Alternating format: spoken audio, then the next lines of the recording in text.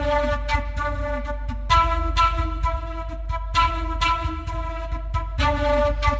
Metz, le Noureddin est aussi très connu pour son engagement politique, à la fois local, et pour sa capacité de se révolter, de contester fortement, violemment, et aussi au niveau international, où on sait que tu milites pour un certain nombre de causes. Voilà. Et donc je voudrais que tu nous parles un petit peu de ton engagement politique. Mon engagement, c'est en tant que citoyen, hein, on ne peut pas dire il y a le dirigeant, le citoyen et le Nourdine du dimanche. Ça fait partie d'un tout. Je pense qu'il y a. Alors c'est vrai qu'on est pris par le boulot, quoi, mais je me sens concerné par pas mal d'événements, pas mal d'injustices, et c'est à son petit niveau de voir qu'est-ce qui peut être fait.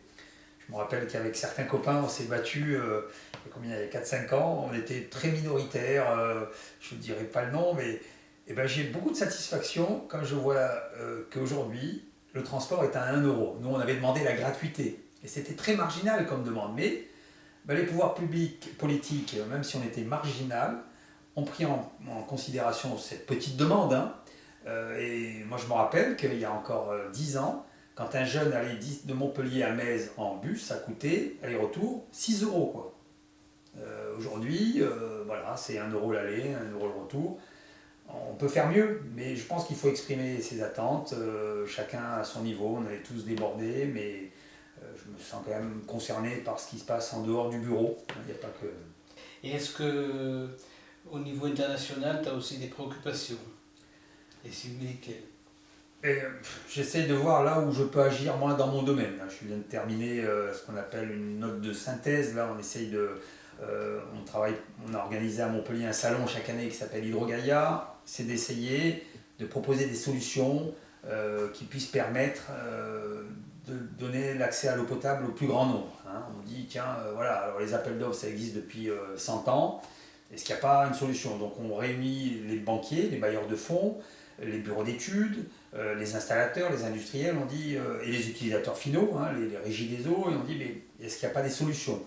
C'est peut-être ça aujourd'hui, l'innovation sociétale, essayer d'être un peu le moteur là-dedans, quoi, à son humble niveau, parce que c'est pas évident. Voilà. Justement, vouloir apporter de l'eau à tout le monde sur la planète, c'est un problème économique, technique et financier, comme tu viens de le signaler, mais c'est aussi peut-être un problème politique. Tout à fait. C'est un problème de choix politique. On ne peut pas mobiliser 1500 milliards de dollars pour aller faire la guerre. C'est ce que dépensent les pays riches, dont le nôtre, hein, chaque année. C'est des budgets énormes. Et d'aller faire 8 heures d'avion pour s'apercevoir qu'il n'y a rien. Nous, on travaille sur le Congo, Kinshasa, RDC. Il n'y a rien, il n'y a rien. C'est la misère. 65 millions d'habitants plongés, vous revenez au XVIe siècle, quoi. On se dit, mais c'est pas possible. L'argent existe, quoi. Hein. On a des produits. J'ai une très jolie phrase que j'inscrirai un jour au fronton, c'est nul n'a droit au superflu tant que chacun n'aura pas le nécessaire. Est-ce que c'est indispensable de construire des avions de guerre? Je ne pense pas. Si cet argent peut servir pour le logement, l'éducation, mais ici et là-bas, hein, c'est le même principe. Voilà, c'est un peu c'est de dire il y a de l'argent, mais il est mal utilisé. Qu'est-ce que nous, citoyens, puisque c'est fait avec notre consentement, c'est de dire d'abord qu'on n'est pas d'accord là-dessus, et c'est de se battre dans ce sens-là. Quoi. Est-ce que tu peux nous répéter la phrase que tu as donnée tout à l'heure? Nul n'aura droit au superflu tant que chacun n'aura pas le nécessaire. Est-ce que les gens avec qui tu travailles, hein, les grandes entreprises, les chefs d'État, les gouvernements, les dirigeants, est-ce qu'ils partagent ton point de vue là-dessus, sur cette phrase? Non, c'est peut-être une phrase choc, hein, mais quand je vois que la taxe Tobin, il y a 10 ans, ça paraissait complètement de l'utopie, et aujourd'hui on parle de mettre une taxe sur les transactions, donc il faut se dire que de toute façon, soit on partage, soit on va vers le chaos. Quoi, hein. Aujourd'hui, à l'ère d'Internet, même le gars au fin fond du Bandundu, il a Internet, même s'il n'a pas d'eau des fois, il voit ce qui se passe. On ne peut pas lui dire, tu sais, c'est parce que... Non, il sait très bien qu'il y a des richesses et que lui n'a pas accès à ces richesses. Et il va falloir partager au moins l'eau, la nourriture, la santé, le minimum. Il y a une estimation qui a été faite, pas par un grand révolutionnaire, c'est Michel Candessu, qui est l'ex-président du FMI, qui dit avec 90 milliards sur 10 ans, c'est-à-dire 9 milliards par an, alors ça paraît beaucoup, 9 milliards, qu'est-ce que c'est 9 milliards? Les trois quarts des gens ne voient pas, c'est difficile à visualiser. On permet à 500 millions de personnes d'accéder à de l'eau potable. Donc on se dit waouh, alors 9 milliards par an, aujourd'hui on en dépense 1500 pour l'armement, les parfums, vous rajoutez plusieurs milliards, les 4x4, les machins.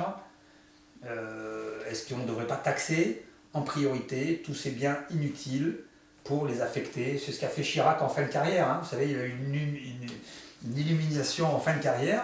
Peu de gens le savent, mais il a mis en place une taxe. Quand vous prenez un avion, vous payez entre 5 et 15 euros. C'est la taxe Chirac. Ça a permis de récolter 1 milliard d'euros en 5 ans, qui devraient être affectés en priorité à des projets sur la santé. Voilà, il va falloir taxer, mais pas taxer. Moi, je suis contre les taxes comme la TVA. Je suis pour des taxes qui touchent d'abord des produits inutiles, et il y en a beaucoup. Tes amis à Metz savent aussi que tu es très intéressé par l'activité intellectuelle, que tu es quelqu'un qui fabrique des idées, qui essaie de concevoir le monde, etc. Est-ce que tu peux nous dire en quoi consiste cette activité intellectuelle que tu nourris? C'est vraiment... je pense qu'on est tous coincés dans son activité professionnelle, bien souvent, qui nous prend 80% de notre temps éveillé. On a appris des choses il y a 20 ans, on en apprend tous les jours. On progresse chacun dans son domaine d'activité, mais on oublie des fois d'avoir une vision plus large. Hein. Chacun fait son petit sillon, mais de comprendre et la philosophie, grâce à tes cours, Michel, m'a beaucoup ouvert les yeux, me donne un peu pas de profondeur, mais une puissance d'exister, un mot que tu dois aimer, mais d'analyse, d'essayer de comprendre. J'ai une phrase extraordinaire que j'adore de Spinoza que tu nous as enseignée, c'est ni rire ni maudire. Essayer de comprendre, d'analyser, et tous les jours on est confronté à des problèmes, et cet outil-là de se dire, bah, attends, on va pas dire ce mec est un con, ou ce banquier ne comprend rien, ou ce mec-là qui est en train de me griller. Là. Non, il faut essayer d'analyser, ça apaise, et ça laisse le temps de la réflexion, et je pense que c'est un bel outil, quoi. Avec toutes ces occupations et ces investissements qui sont nombreux pour toi, est-ce qu'il reste du temps pour les loisirs? Alors, les loisirs, les gens du Nord ils disent qu'on est en vacances tout le temps. Hein. Oui, moi j'aime bien me balader le samedi matin sur les puces de Metz, faire mon petit shopping. Najat dit que c'est un toc, mais voilà, c'est mon plaisir. Je ne suis pas stressé, je suis avec ma petite. Bon, maintenant elle a son cours le samedi, donc voilà, ça fait partie des plaisirs, pas d'urgence. Moi je suis un terrien, j'aime bien, je ne suis pas obligé de faire 500 km ou de prendre l'avion. Je pense qu'ici il y a beaucoup de plaisir. On est une très belle région et il faut savourer chaque instant, quoi. Au terme de cet entretien, est-ce que tu voudrais ajouter quelque chose? Non, on a des échéances politiques bientôt qui peuvent être inquiétantes eu égard à ce qu'on lit, ce qu'on voit. Cette partie du monde a connu d'importants brassages. On est tous d'origine un peu espagnole, un peu italien, un peu maghrébin, gens du voyage, juifs, catholiques, athées. Et c'est garder ce vivre ensemble méditerranéen qui est une richesse, quoi. Hein. La crise est là, elle va être encore plus grave. Et on aura besoin de toutes les forces vives pour trouver des moyens de diminuer la violence. Et voilà, c'est garder cette convivialité quand on voyage, on voit que c'est pas partout comme ça. Hein. Il y a des pays où vous avez des fils barbelés partout, des gardes du corps. En France, c'est encore très agréable. On a un système de santé. Il faut se battre pour préserver tout ce qui a été fait en plusieurs siècles, quoi. Noureddine, on te remercie. Merci à vous. Merci.